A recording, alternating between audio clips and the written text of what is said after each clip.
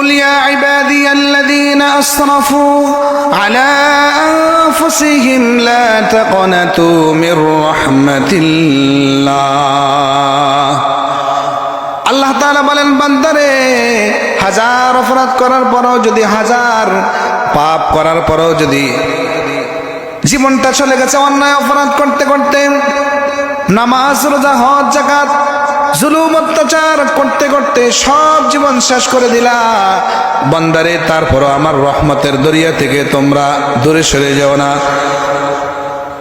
আল্লাহ তাআলা বলেন বান্দারে আমার কাছে লজ্জিত হইয়া অনুতপ্ত হইয়া যদি আমার কাছে বলো রব্বানা যালামনা আনফুসানা ওয়া ইল্লাম তাগফির লানা ওয়া তারহামনা লানাকুনান্না মিনাল খাসিরিন আল্লাহু আকবার বলেন রব্বানা যালামনা أنفسنا وإن لم تغفر لنا وترحمنا لنكونن من الخاسرين আল্লাহর কাছে যদি ফরিয়াদ করতে পারো অনুতপ্ত হইয়া লজ্জিত হইয়া নিজের গুনাহগার খাতার জন্য আল্লাহর কাছে একনিষ্ঠভাবে তাওবা করা তাওবাতান নাসুহা আল্লাহ পাক সেই কথা কোরআনুল কারীমে বর্ণনা করেন ইয়া আইয়ুহাল্লাযীনা আমানু তুবু ইলাল্লাহি তাওবাতান নাসুহা আল্লাহু আকবার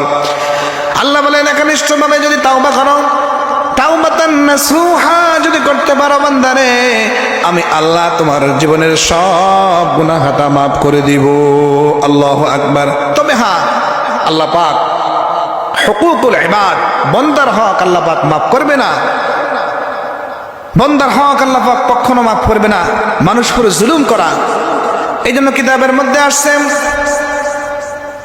দুনিয়াতে প্রত্যেকটা পাপের শাস্তি আল্লাহ পাক কিয়ামতের ময়দানে দিবে কিন্তু এমন কিছু অপরাধ আছে তিনটা অপরাধ এমন আছে যে অপরাধের শাস্তি আল্লাহ পাক হাসরে কিয়ামতের ময়দানে তো দিবেই দিবে আল্লাহ পাক এর পার্সেন্ট কিছুটা দুনিয়ায় থাকা অবস্থায় আল্লাহ পাক দিবে এর মধ্যে এক নম্বর হলো অপরাধ হলো জুলুম যারা মানুষের উপর জুলুম করে মানুষের উপর অত্যাচার অবিচার করে জুলুম করে এই জালেমের শাস্তি আল্লাহ পাক কিয়ামতের ময়দানে তো দিবেই দিবে দুনিয়াতে থাকা অবস্থায় আল্লাহ পাক কিছু পার্সেন্ট দিয়ে দিবে প্রিয় ভাইরা এমন কোন দুনিয়াতে পুরো অফেন্সেন্স দুনিয়াতে এমন একটা দৃষ্টান্ত কোনো ব্যক্তি দেখাইতে পারবে না যে কোন জালেম জুলুম করার পর এমনি দুনিয়া থেকে চলে গেছে আল্লাহ পাক কিছু পার্সেন্ট কিছু সাজা জালেম স্বৈরাচারদেরকে আল্লাহ পাক দিয়ে দেয় জুলুম অনেক ভাবে হতে পারে কথার মাধ্যমে মানুষের উপর জুলুম করা ক্ষমতা আছে ক্ষমতার মাধ্যমে মানুষের উপর জুলুম করা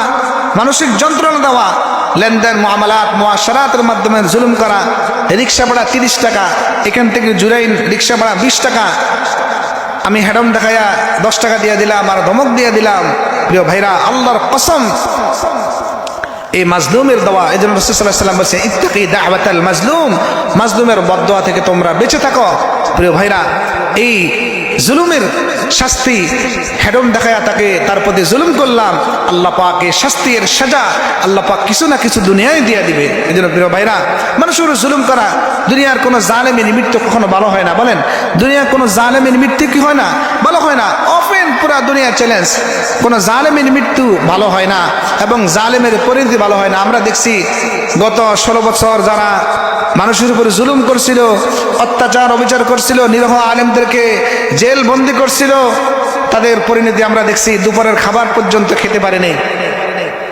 কত প্ল্যান কত আশা ভরসা সব কিছু যাওয়ার অবস্থাটা ভালো হয়নি কত নিরীহ আলেমদেরকে কত আলেমদেরকে জেলবন্দি করেছিলেন নিরপরাধ আলেমদেরকে মজলুম ব্যক্তিদেরকে তাদের প্রতি জুলুম করা হয়েছে আল্লামা সাঈদী রাহিমাহুমুল্লাহ পুরা এই জগতের জন্য বর্তমান দুনিয়ার জন্য আল্লাহ পাকের পক্ষ থেকে একটা নিয়ামত ছিল তাকে কষ্ট দিয়া কত স্বৈরাচাররা কত রকমের জুলুম কত অত্যাচার করেছিল আমরা শুনেছি আমাদের ওস্তাদদের মুখে শাইখুল হাদিস আল্লামা আজিজুল হক রহমতুল্লাহ আলাই স্বৈরাচাররা তাকে ওযুর পানি পর্যন্ত দেয় নাই আল্লাহর গজব তাদের উপর পড়ছে আমরা দেখছি সচক্ষে এই জন্য প্রিয় ভাইরা জালেমের মৃত্যু জালেমের পরিণতি কখনো ভালো হয় না আল্লাহ পাক আমাদেরকে জুলুম, এই পাপ থেকে আল্লাহ পাক আমাদেরকে হেফাজত করুক। স্বামী স্ত্রীর প্রতি জুলুম করা, স্ত্রী স্বামীর প্রতি জুলুম করা, জালেমের পরিণতি কখনো ভালো হয় না, 1 নম্বর অপরাধ। 2 নম্বর অপরাধ হলো, আজকে আমরা সবাই এভাবে এই বিষয়গুলো মুখস্থ করব। 2 নম্বর অপরাধ হলো যারা পিতা মাতাকে কষ্ট দেয়, মা বাবার অবাধ্য সন্তান, যত কিছুর মালিক হন, অবাধ্য সন্তান যারা, তাদের পরিণতি কখনো ভালো হয় না, কখনো ভালো হয় না। দুনিয়ায় সচ্ছলতার জীবন ভোগ করার চেষ্টা করবে, ওদিকে মা বাবা কষ্টে থাকবে, কষ্ট বদদোয়া দিবে। আল্লাহর কসম, এরকম নজির দুনিয়াতে একটাও পাওয়া যাবে না। পিতামাতার সন্তুষ্টি ছাড়া দুনিয়া আখিরাত সব বরবাদ হয়ে যাবে।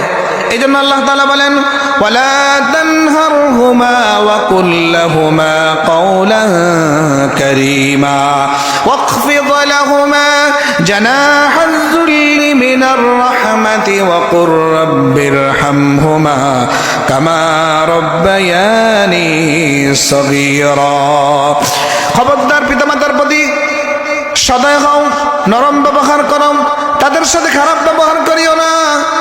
রহমতের দয়ার ডানা তাদের জন্য বিছায় দাও। খবরদার তাদের প্রতি জুলুম করবা না, অত্যাচার করবা না। কারণ হলো তাদের জন্য আল্লাহর কাছে দোয়া করবা, রব্বির হামহুমা, সবাই বলেন রব্বির হামহুমা কামা রব্বায়ানি সগীরা। আল্লাহর কাছে বলবো, আল্লাহ আমার মা বাবা যেরকম ভাবে ছোটবেলা আমার জন্য ইহসান করেছে, দয়া করেছে, মেহেরবানি করে আল্লাহ আমার মা বাবার প্রতি আপনি এরকম দয়া করেন। খবরদার। নবী করিম সাল্লাল্লাহু আলাইহি ওয়াসাল্লাম মসজিদে নববীর মধ্যে বসা, একজন মহিলা, সাদা কাপড় একজন মহিলা নবী করিম সাল্লাল্লাহু আলাইহি সাল্লামের কাছে আসলো। নবী করিম সাল্লাল্লাহু আলাইহি সাল্লাম তার নিজের রুমাল মুবারক বিছিয়ে দিল। মহিলা বসলো, কি যেন কানে কানে বলল। সাহাবায়ে কেরামকে ক্লিয়ার করার জন্য নবী করিম সাল্লাল্লাহু আলাইহি সাল্লাম বলল, আমার সাহাবীরা, ইনি হলো আমার দুধমা হালিমাতুস সাদিয়া। নবী করিম সাল্লাল্লাহু আলাইহি সাল্লামের মায়ের মর্যাদা দিয়েছেন। এজন্য প্রিয় মায়েরা, দুনিয়ার সচ্ছলতার জীবন যদি কোনো ব্যক্তি ভোগ করতে চান, মা বাবার দোয়ার বিকল্প আর কোনো কিছু নাই।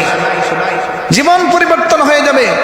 যারা মা বাবার খেদমত করেছে, এমন কোন নজির দুনিয়াতে নাই। যারা মা বাবার খেদমত করেছে, ঠকে গেছে, আল্লাহ পাক তার দুনিয়ার সচ্ছলতার জীবন আল্লাহ পাক দান করবে।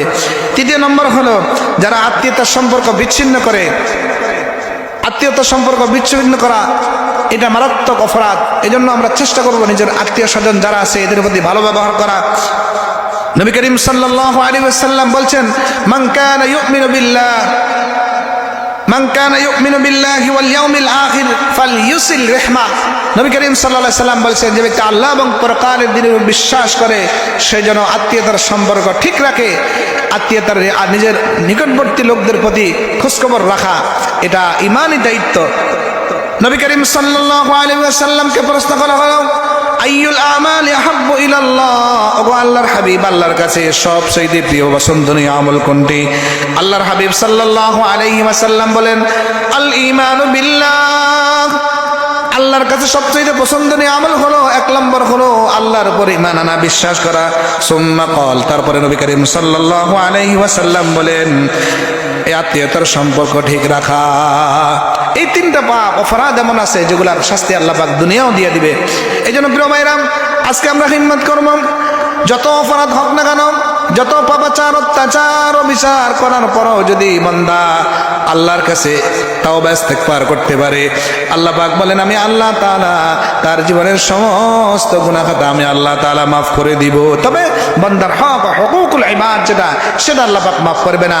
যতক্ষণ পর্যন্ত ওই বান্দা মাফ না করবে, ততক্ষণ পর্যন্ত আমার হাজিগিরি, আমার মুসল্লি, 5 ওয়াক্ত নামাজি, আমার হাজি, আমার হজ, আমার যাকাত কিছুই কাজে আসবে না। যতক্ষণ পর্যন্ত ওই ব্যক্তি মাফ না করবে, ততক্ষণ পর্যন্ত আমার সব বরবাদ হয়ে যাবে। এই জন্য প্রিয় ভাইরা, আজকে থেকে হিম্মত করি, কে কে আমার থেকে টাকা পায়, কোন দোকানে আমি এভাবে কে টাকা পায়, এগুলো লিস্ট করা। হাসিবু ক্বাবলা আন তুহাসিবু, মুতু ক্বাবলা আন তামুতু। চেষ্টা করা, হিম্মত করা, দোয়া করা। না দিতে পারলে অন্তত তার কাছে বলা। হ্যাঁ, আল্লাহ তাআলা আমাদেরকে সকলকে তৌফিক দান করেন।